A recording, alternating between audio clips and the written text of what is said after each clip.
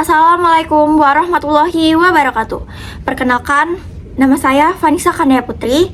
Saya dari kelas F5 nomor urut absen 36. Kali ini saya akan berceramah mengenai iri hati atau hasad. Assalamualaikum warahmatullahi wabarakatuh.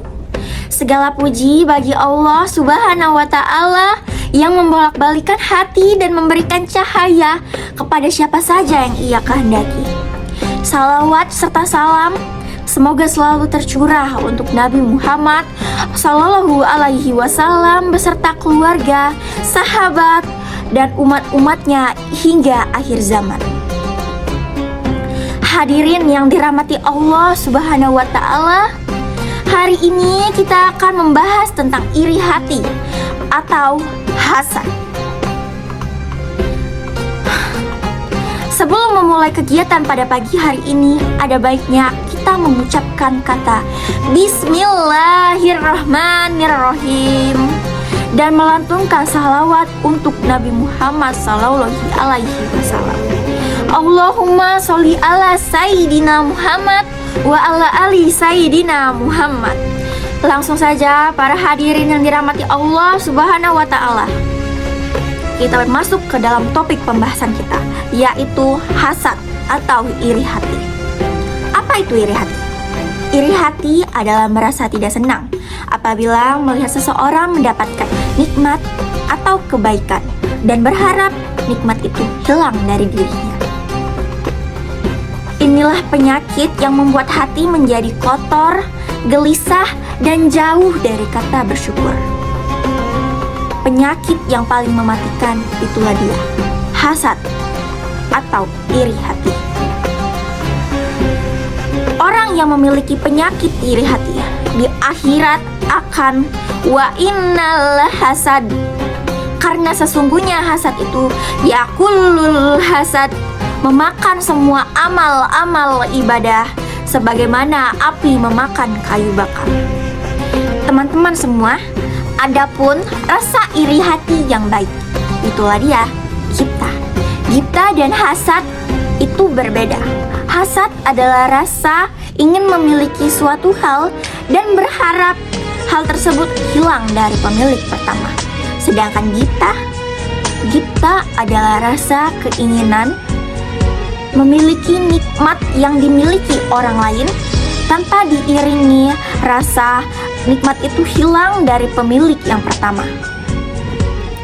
Teman-teman sekalian, adakah di sini yang pernah merasa iri ketika temannya mendapatkan nilai yang lebih tinggi?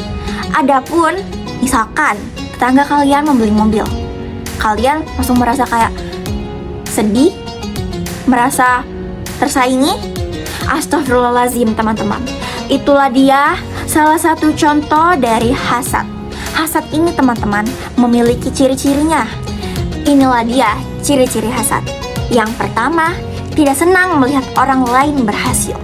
Kedua, ingin nikmat orang lain itu menghilang. Dan ketiga, hati panas dan tidak senang. Keempat, suka menjelekkan atau meremehkan orang yang diirikan.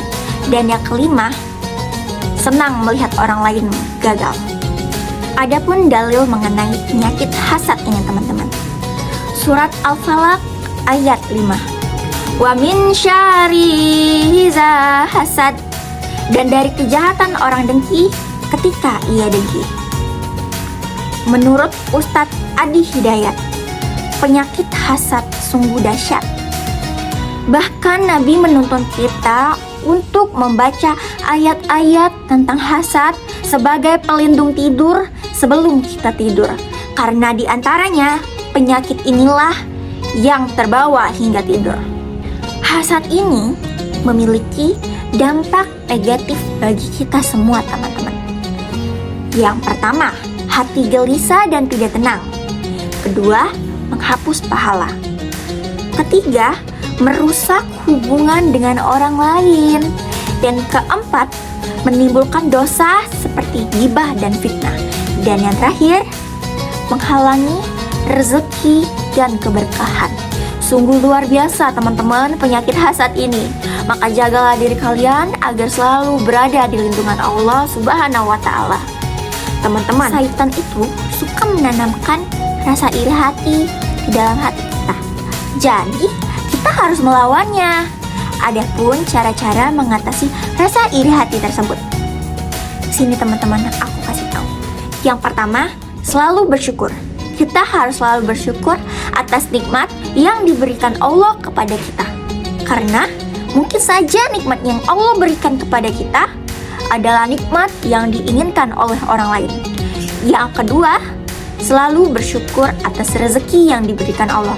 Karena Allah sudah memberikan kita rezeki dengan porsi masing-masing di dalam diri kita, di dalam dunia kita. Yang ketiga, ucapkan astaghfirullahalazim apabila kita sudah merasakan hasad tersebut di dalam diri kita. Kita harus mengucapkan astaghfirullahalazim atau masya Allah barafi umri. Kata-kata tersebut dapat membuat hati menjadi lembut. Dan yang terakhir, isi hati dengan cinta dan ketulusan agar hidup selalu menjadi tenang, aman, damai, tanpa kekurangan. Tak ada dampak positif dari penyakit hasad ini, teman-teman. Sungguh luar biasa penyakit hasad ini, teman-teman.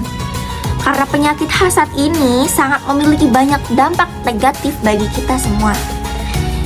Marilah teman-teman kita berdoa kepada Allah Subhanahu wa Ta'ala agar kita selalu berada di dalam lindungannya dan dijauhkan dari godaan-godaan syaitanir rajim. Jamaah sekalian, marilah kita jauhi rasa iri hati dan menggantikan rasa tersebut dengan rasa syukur serta kasih sayang.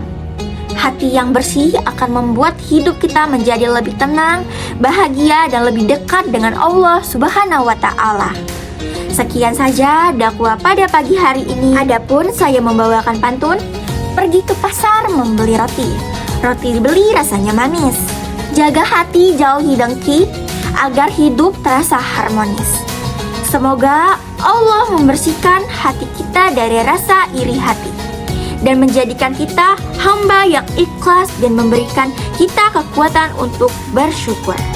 Amin, amin, amin. Sekian saja ceramah pada pagi hari ini.